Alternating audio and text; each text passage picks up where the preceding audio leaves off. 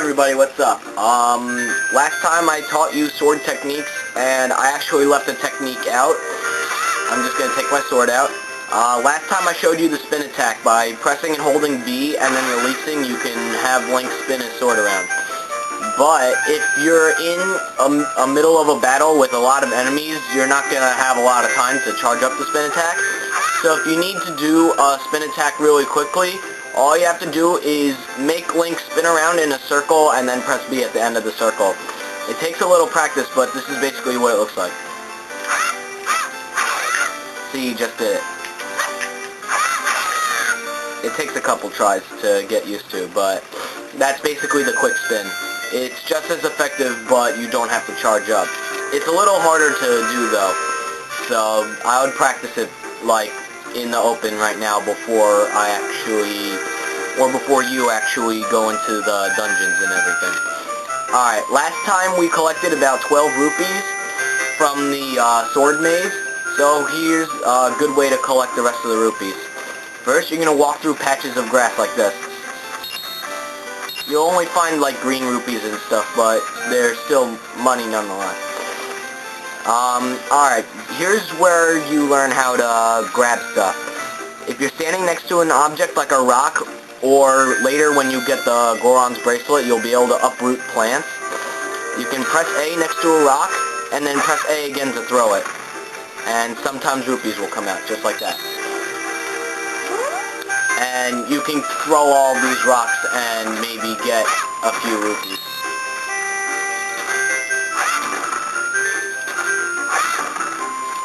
We're going to throw them against Mido's house because he's a douchebag.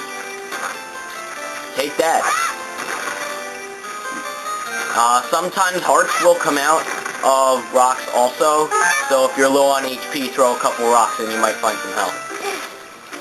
Hold the joystick to climb up that ledge, and then you can use the L button to find 5 rupees behind Mido's house. Then you can jump into this patch of grass and search for more. I'm already more than halfway there now. Alright. Here's another one that not a lot of people know about. Hop across these 3 platforms without falling into the water, and you should get 5 rupees. I don't know why I didn't get it just now. I don't know. It usually works, but I guess today it doesn't want to. Alright, here's another rock. Oh, that one was good. We got 3 rupees. You can't uproot plants just yet. See, they're stuck in the ground, so you're just gonna slash them. It's actually a lot quicker than actually picking them up and throwing them, but just demonstrating, you won't be able to pick up plants until later. You're gonna carefully walk across this bridge after going up the spiral staircase behind Saria's house. Save those recovery hearts for later, by the way. You're going to be coming back to this area later in the game, and you might need some HP, so.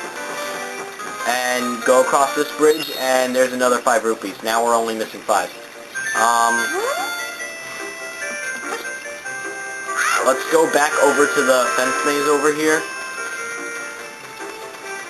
You can actually get a couple rupees by, see, you can't pick up these rocks because the game makes you practice L targeting with them, but you can sidestep, like side jump in either direction, and then do a backflip and you'll get money.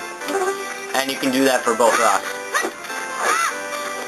Well, you can do it with 1 rock and get 6 rupees, I guess. I don't know. But that's not the point now. The point is now we have 41 rupees, so that's 1 more than we need, and now we can go get the Deku Shield. So I'm going to jump off here. Let's hop across these again. And when you go over to the shop, girl's going to call you from on top of the sunroof over there.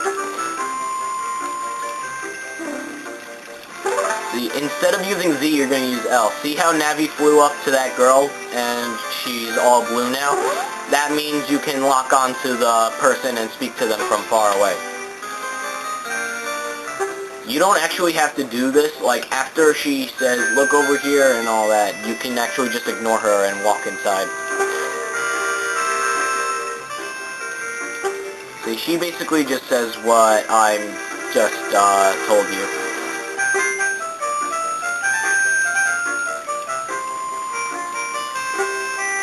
This game calls it Z targeting, but we're gonna call it L targeting because of the most common controller style for modern day players. Unless you actually use a Nintendo 64 and play with a Nintendo 64 controller, it's gonna be the L button, not the Z button. Okay, here's the Kokiri shop. Oh, look at that poor guy, he's so short. Okay. Here's the items that he's got here. Recovery heart. If you're low on HP, you can spend 10 rupees to get a full heart recovered, but that's kind of a waste of money because you can always find it under rocks and stuff. Arrows you can't buy until you're adult Link, and you can't even use them unless you're an adult, so I wouldn't worry about that for now. Deku Seeds. Can't buy these until you have a slingshot from the first dungeon, so I would ignore those also. The Deku Nuts, you'll get those from Deku Babas, which are plant-like enemies inside the first dungeon, so they're kind of a waste. You'll get these from enemies before the dungeon, and this is just a bigger quantity, I guess. Yeah, that's 5 and this one's 10. Here's what we're here for. This is the Deku Shield. This is gonna help you defend yourself from a lot of enemies, unless they use fire, because the shield is made of wood, and fire is a big no-no.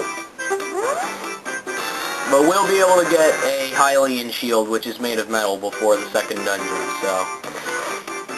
But even though the shield is too heavy and Link has to crouch to use it, this shield is better for all other occasions.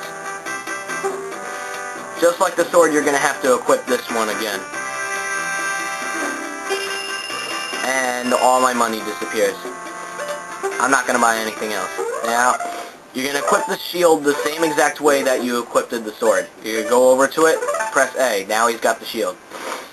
And with that, I'm going to stop for this video, and next time I will get you to the Deku Tree itself, and you're going to have to sit through a cutscene, and then when you're ready, we'll be able to start the first dungeon.